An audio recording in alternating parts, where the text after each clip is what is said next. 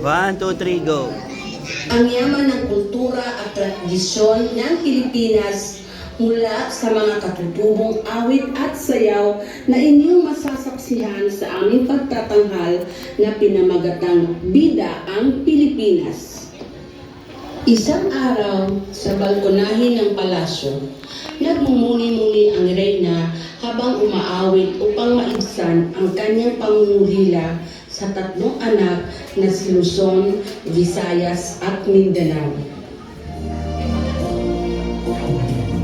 O papaano ako muna, ngunot ako sa sambun, kando ko gangganatani, kalino no ginawa.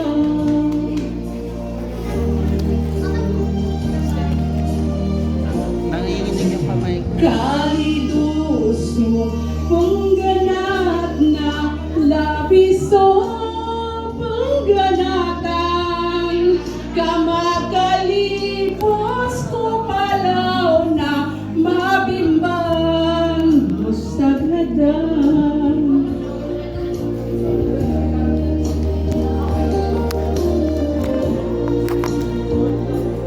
Sa di inaasahang pagkakataon, dumating ang tatlong magkakapatid sa palasyo.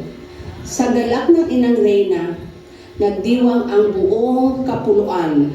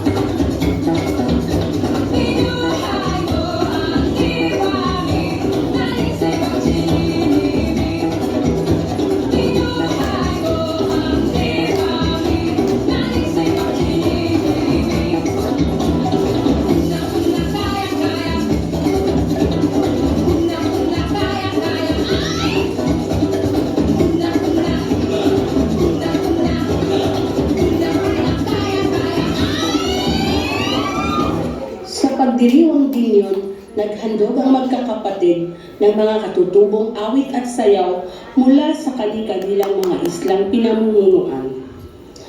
Mula sa Luzon, itinatampok ng awiting bayan, Manang Biday ang kultura ng pagliligawan.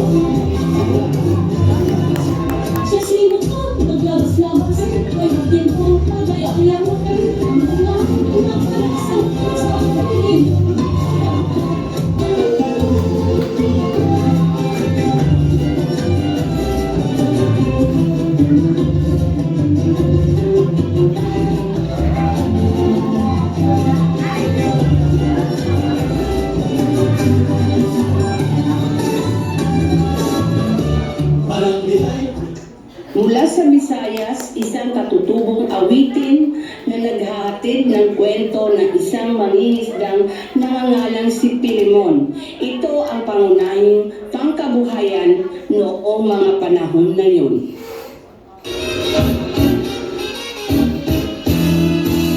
Si Pilimon, namingwit sa karagatan, nakakuha, ng isdang tambasakan.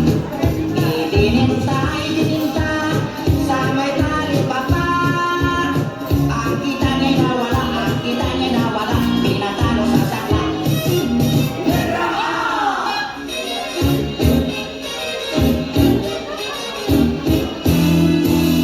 Si Pilimon, namingwit sa karagatan.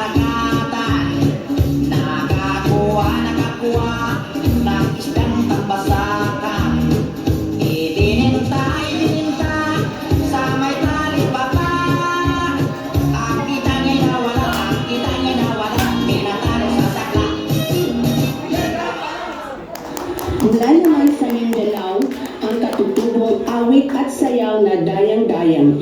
Ito ay naglalarawan ng isang babaeng may dugong bughaw. Kabilang sa mga katangian niya ay ang pagiging matapat, may pananagutan, mahusay, may mataas na moralidad at may malasakit sa kapwa.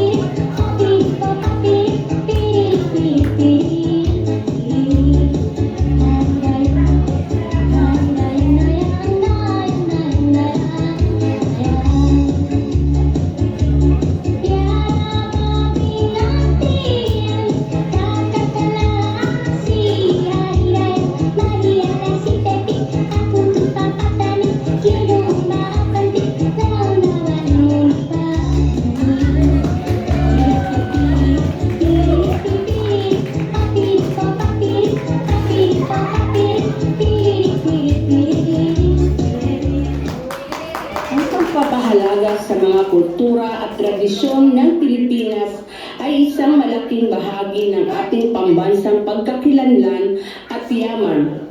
Ito ay nagpapakita ng ating kasaysayan, mga paniniwala at mga kaugalian na nagbibigay kulay sa ating pagka-Pilipino. Mula sa Luzon, Visayas at Mindanao, viva ang Pilipinas!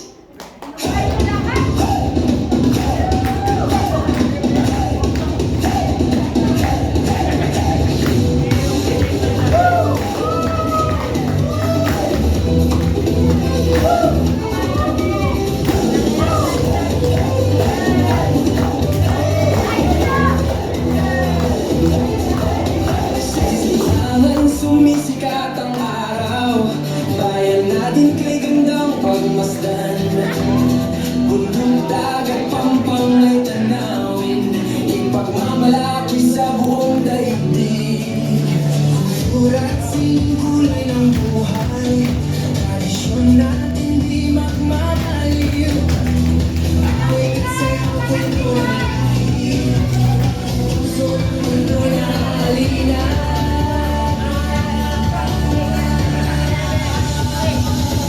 Viva ang Pilipinas!